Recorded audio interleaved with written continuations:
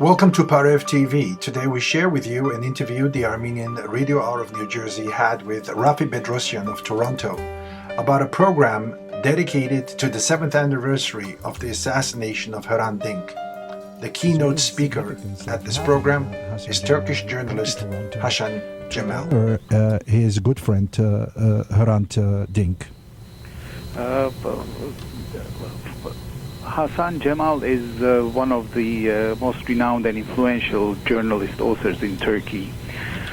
Before he met Hrant Dink, he was known for his nationalist and Kemalist views, defending the state version of history regarding 1915 events. In fact, he was the chief editor of the Cumhuriyet newspaper, the mouthpiece of the Kemalist state in Turkey. But he got heavily influenced by Hrant Dink and his writings, and he went through a complete personal transformation intellectually. And he started to question the state version of history, and he eventually came to acknowledging and apologizing for the Armenian genocide. And what's even more important, as an opinion maker, he started demanding the Turkish state also stop denying the genocide and face up to the historic truth. And after Hrant was shot, Hasan Cemal went to Armenia, and he became perhaps one of the first significant intellectuals from Turkey to acknowledge and apologize. And he went to Dizernagapert, the genocide memorial, and placed flowers there. And as you mentioned, what's even more significant is that he is the grandson of Cemal Pasha, one of the three leaders of İttihat Terakki Party, the planners and perpetrators of the Armenian genocide. So Hrant was responsible, I would say, for his complete transformation to become a defender of truth regarding Armenian genocide. Raffi, your community is a bit different than the New York Armenian community. You have more immigrants, and in this part of the world, in New Jersey, New York, we have more second, third generation Armenians. Yes. What is the response of most of the Armenians, and who is sponsoring this event?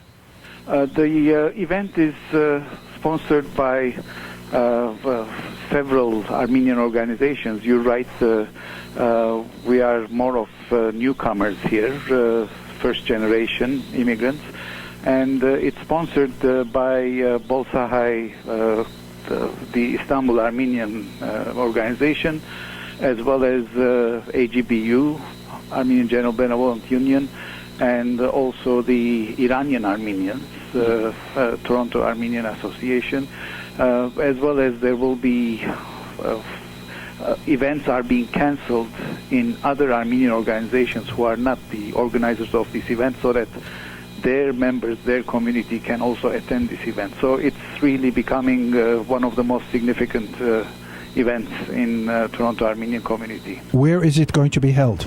It will be held at the Armenian General Benevolent Union Center next door to the Armenian Holy Trinity Church next Sunday.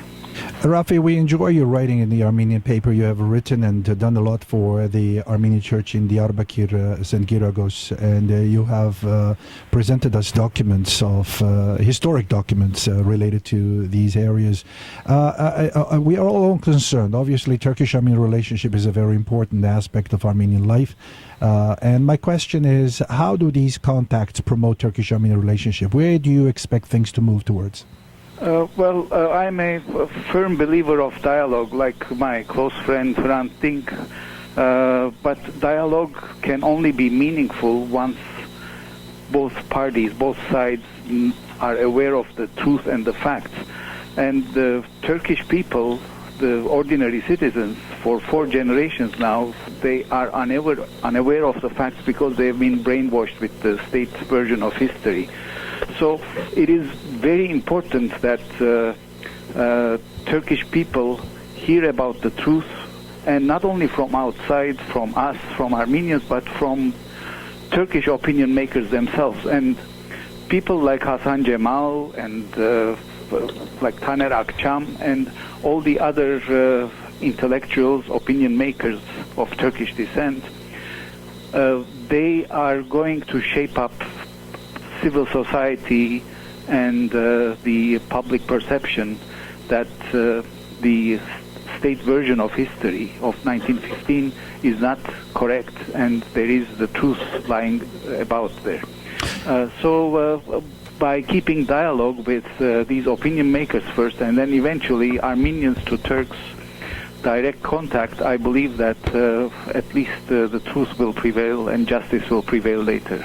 Raffi, we are definitely following the recent political climate in Turkey. There is a lot of crisis in every sense of the word. What is the present political climate in Turkey, and how can this affect, how can the outcome, whatever outcome you may think of, affect the relationships with Armenia? Yeah, to be honest, I think everybody is a bit confused now what's going on in Turkey. I mean, it is not surprising that there are revelations of bribery and corruption on a large scale.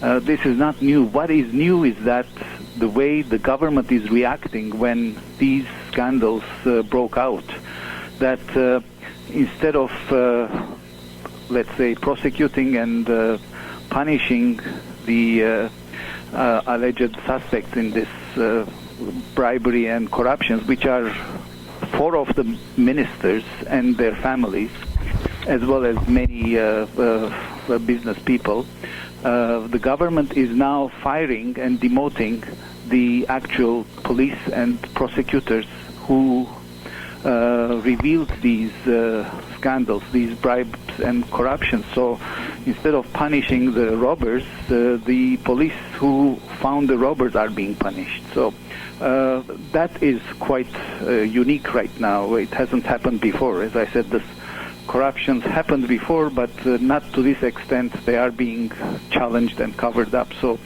we don't know what's going to happen. And I think this is happening because the present government has no fear of the opposition, which is quite weak, as well as no fear of the military, because most of the military people are already placed in jail as part of the deep state Ergenekon trials from the past. So there is no real force that the government is afraid of, except public opinion, which was on their side until now, and but they're starting to lose public opinion quite rapidly.